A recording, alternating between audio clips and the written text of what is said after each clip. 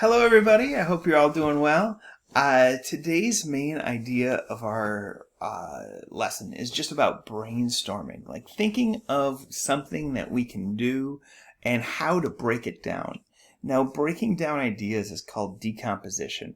It's used a lot, it's a word that's thrown around a lot in the computer programming world because you have this big idea, this thing that you want, but then we want to break it into these little parts that we can do. Things seem unattainable. You can't reach it when you look at the whole thing. When you look at the whole thing, like how can I program the game Monopoly? So tough. But if you take it step by step, then it's a lot better. So what I want you to do is just plan out, brainstorm like different things that you want to do. And I like to brainstorm on Google Drawings. So I'm going to go to Google Drawings. And the first thing I need to brainstorm. So I'm just going to think of different games. I thought of Monopoly. There's a game called Farkle that's a dice game that I like. That's pretty basic. There is, what other games? Sorry. There is, trying to think of like common games. Battleship. There's card games. What kind of card game could we pick? We could just do like a game like a card game like War. That's should say card game somewhere, so looks like I can't type. War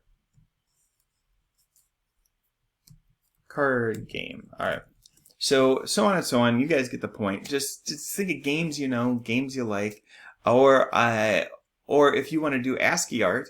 I guess I'm just concentrating on one side. If you want to do ASCII art, think of different scenarios where you would need pictures in your story, and then think about what pictures seem like a reasonable amount of pictures to do in the few days that we have. Because we're going to have Monday, today we're brainstorming, Tuesday, Wednesday, Thursday for coding, and I expect people to code like 20 minutes or so each day.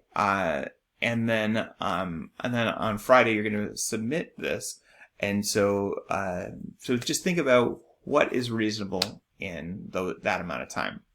Now, obviously, if you want to make a full-blown game like Monopoly, that's going to take more than 3 days of coding. And so if you want to do something big like Monopoly, I just want you to break down what you can do and what you can't do. So let's take Monopoly, for example. So I brainstormed, and I'm gonna just, hopefully nobody's gonna do Monopoly because it's a lot, but I guess if you want to add from what I got. Now let's think about things you can do in Monopoly. One thing that you'll need to do is, the first thing you do once you before you start, I think you pick a piece, like a moving piece, like, you know, shoe,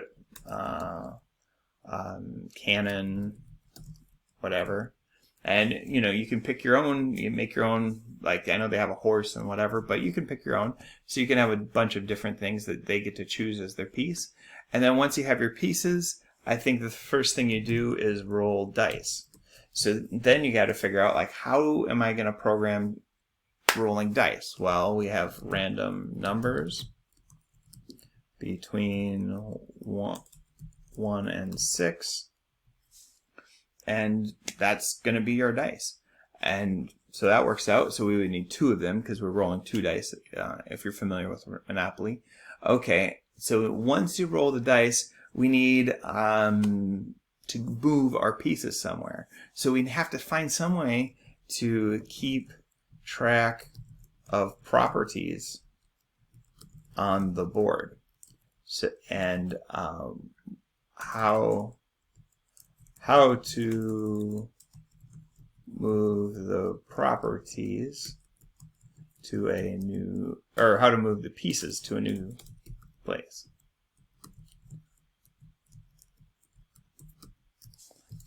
Those are things that would take a while to figure out, And the thing that pops in my head is some programming things you guys don't even know. So I don't even know how I would do it with the things that you guys know.